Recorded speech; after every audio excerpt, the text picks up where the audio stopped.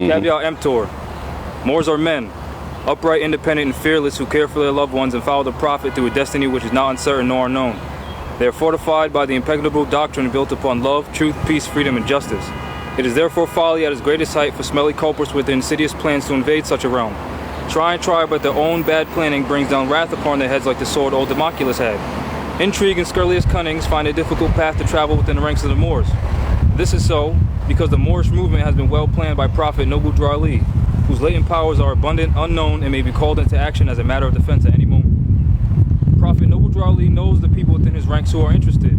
They are the vanguard of the movement as the Moorish hordes increase here in America. All of the Moors are active, not passive. A member's interest can only be in one direction, and having traveled over the roads years before, the Prophet knows where every member is along the road. A few feet below is another road where schemers work, where traitors grin, and culprits bask in the sun. They think they are on the same road with true Moors, but the Moors are high above on a pinnacle where they might view the destructionists as they fall for the last time and their bones bleach in the sultry midday sun. Hungry scavengers flying high, catch scent, devour and leave crying out, Caveat emptor, cast out the dead carcass. The Moors high above see the plotters, purveyors, the worst that exist, hurl themselves downward by their own works as the hawks await. To be proclaimed at every meeting, Islam. I'm glad to know that I have a few faithful Moors among you all, and I desire for them to know the truth and the divine truth. There's a host of jealousy about me and the movement now by the same people on our side of the nation that claim that I was only a joke and unreal. But now, since they have found out from the government officials and the nations of the earth that this is the only sole foundation that all Asiatics must depend upon for their earthly salvation as American citizens, they are working every scheme that they can to disqualify me so that they may take charge of the situation. I have notified all these things to you long ago in the past. It is through the faithful Moors that attribute to the movement and uplifting funds. The ones that paid their divine respect to me and the movement will be remembered. That is why I am calling upon all faithful Moors to increase their faithfulness to me, your Prophet, and your divine Moorish movement. I need finance, and I need it badly. Never before have I needed finance so badly as I do at present, so I can shove aside the discord that is facing the nation. It all comes through jealousy because of my fame and nobility. The nations of the world will not recognize the movement without I, the Prophet, being head. It has been proven by my works which I have performed in the past few years, Prophet Noble Drew Ali. To the members of the Moorish Science Temple of America, Islam, this is the instructions from your Prophet Noble Drew Ali. Be faithful unto your forefathers' divine and national creed, that you will be blessed for your good deeds that you sow in the flesh. Allah is the one that judges the world, and his judgment is on now, but the weak can comprehend it not. The end of time is drawing near, so says Allah to his divine Prophet, I, Noble Drew Ali. And that's why many hearts have been turned to stone, and many have eyes to see but cannot see, ears to hear but cannot hear, lest they would be confounded of their sins. These are trying hours now, dear Moors, and every evil spirit is moving, and they are trying every weak mind to overthrow and drag out the true foundation that has been laid, and to cause confusion in the minds of the ones that do believe. But if you have the true love of Allah and the spirit of your forefathers, you fear not what you hear or see, but will sacrifice the utmost of your very life to protect your movement and your Prophet. Watch your enemies, dear Moors. Your enemies are the ones that speak against your Prophet and ridicule him to the very lowest, and the ones that speak against your divine and national principles of your temples. Act accordingly, and Allah will bless you for your good work. Peace, your divine Prophet, Noble Drew Ali. The Prophet warns all Muslims to be read in every meeting. I hereby inform all members that they must end all radical speeches while at work, in their homes, or on the streets. We are for peace and not destruction. Stop flashing your cards at Europeans, it causes confusion. Remember, your card is for your salvation. Failure to obey these orders will be a severe consequence. We are for love, truth, peace, freedom, and justice. And when these principles are violated, justice must then take its course. Any member or group of members who hold malicious feelings towards the temple or the Prophet, or violate the divine covenant of the Moorish movement, will receive their reward from Allah for their unjust deeds. All true Moors will and must obey the law as laid down to them by their Prophet. And if they lose confidence in their Prophet, they should turn in their card and button, cease wearing their turban and fez, and return to the state where I, the Prophet, found you. This is a holy and divine movement founded by the Prophet Noble Drew Ali. And if the Prophet is not right, the temple is not right. The Prophet therefore sending out a divine plea to all Moorish Americans that they do their part in protecting their Prophet and the temple. This is an everlasting movement founded by the Prophet through the will of Allah to redeem his people from their sinful ways. Peace. Noble Drew Ali. Islam. Peace.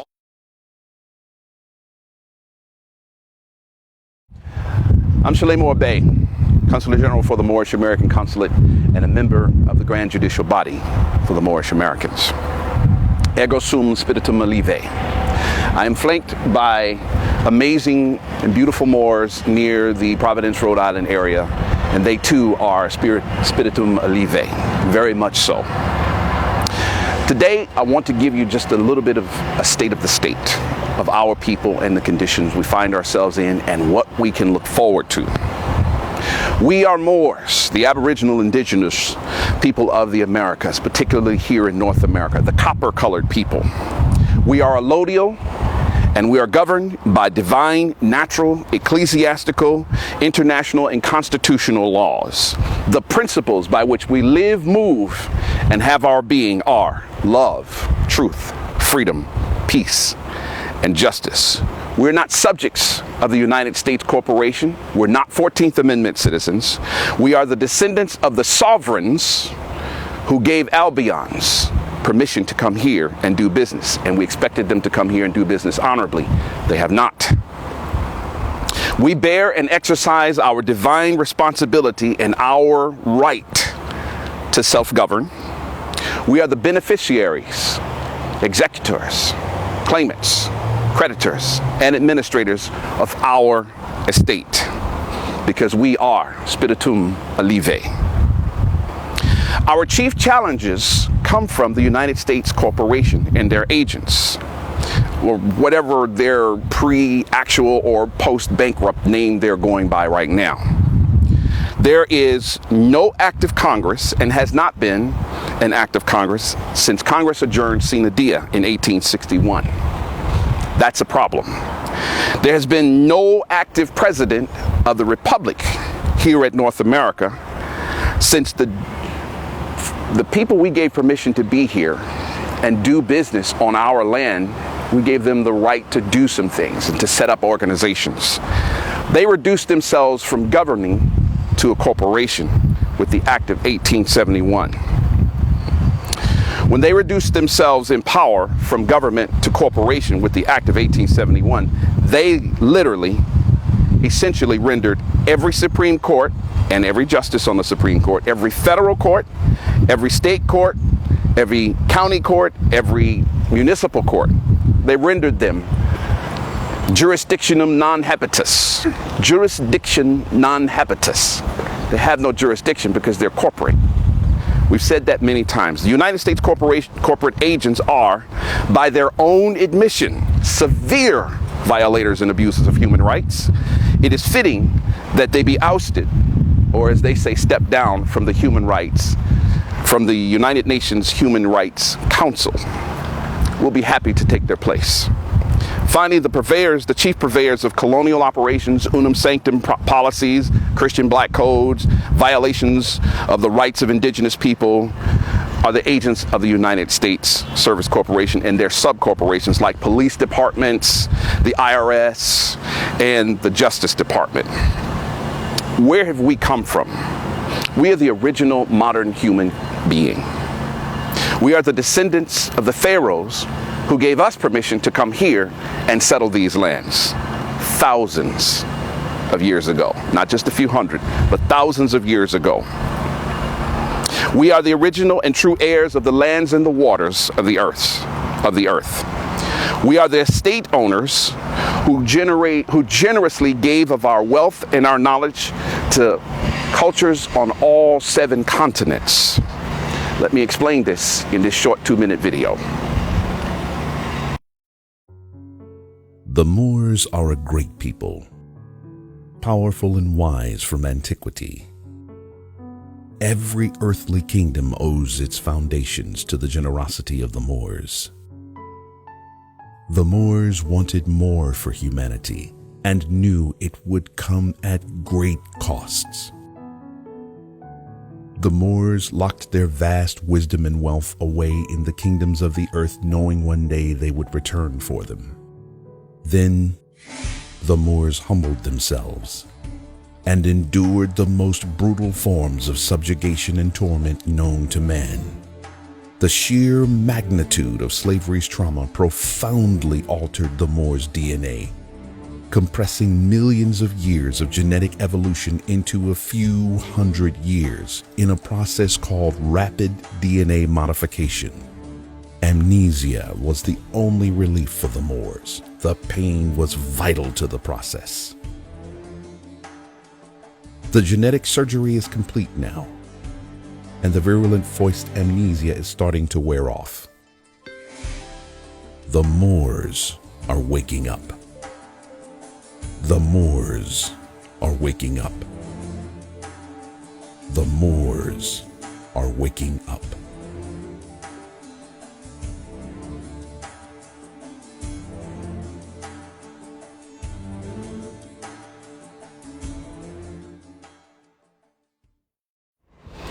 So where are we now?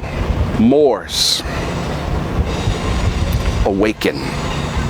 Vigilarde, faciatesse. Vigilarde, faciatesse. Moors, vigilarde, faciatesse. Wake up, Moors. The colonial construct is collapsing right before our eyes. There's broad division between colonists and constitutionalists inside of the Service Corporation. Progressive countries like Russia, along with their partners, have established banking systems that completely cut out the Federal Reserve's virulent control. Oil futures can now be purchased using Chinese yuan. That is a major step forward.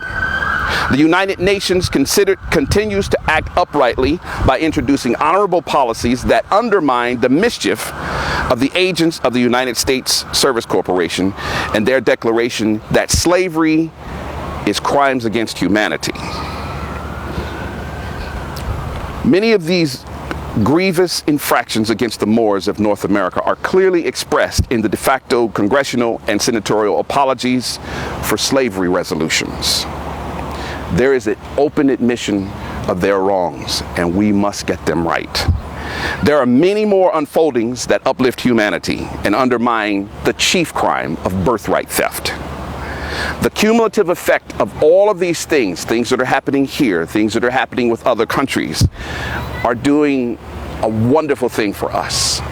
They're creating a softer barrier for us to break through as we continue the process of waking up and returning to the constitutional fold of government, which we are doing right now, and rejoining the family of nations of the earth.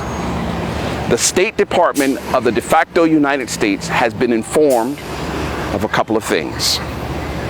They now are aware of the fact that the Moorish American Consulate does exist and is active at North America, our homeland, and that they are the guests or the foreigners on our land, and we operate through our sovereign government.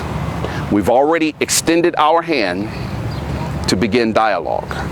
We await a response, but it doesn't stop right there. Our team on the Moorish American Consulate is busy informing governors, informing attorneys general, informing sheriffs, informing people all over our land who are associated with the United States Service Corporation. Where are we going and what are we doing all of this for?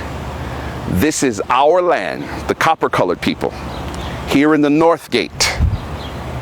We are the actual beings who Hiram Abiff represents through metaphor. We are waking up from our shallow grave.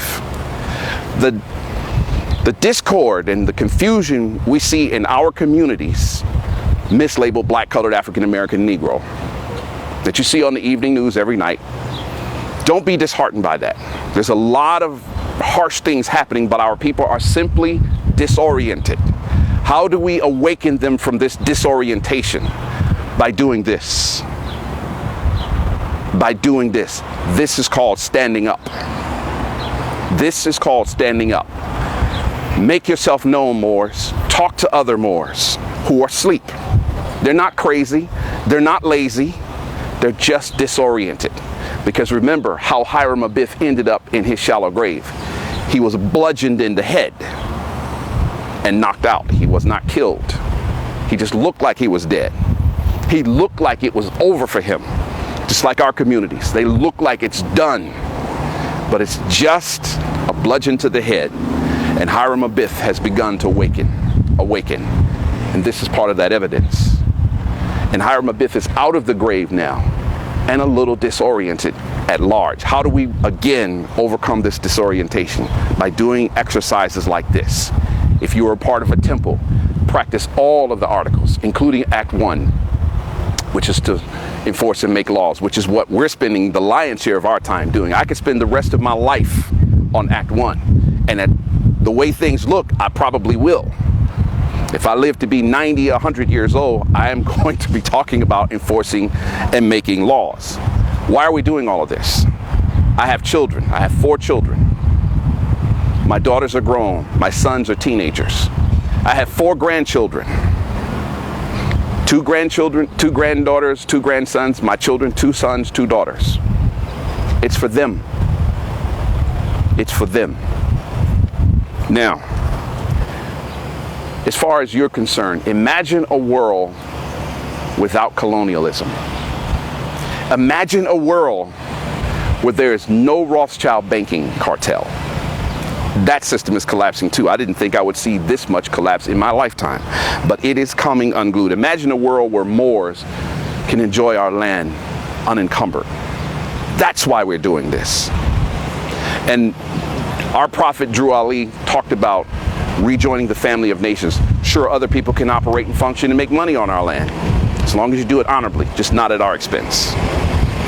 Our state can seem dire at times, but we're just disoriented and we're beginning to wake up. So if you have not declared your nationality, do so. And if you are not a Moor, declare your nationality. Connect with your ancient fathers and mothers as we all work together to uplift all of humanity. Peace.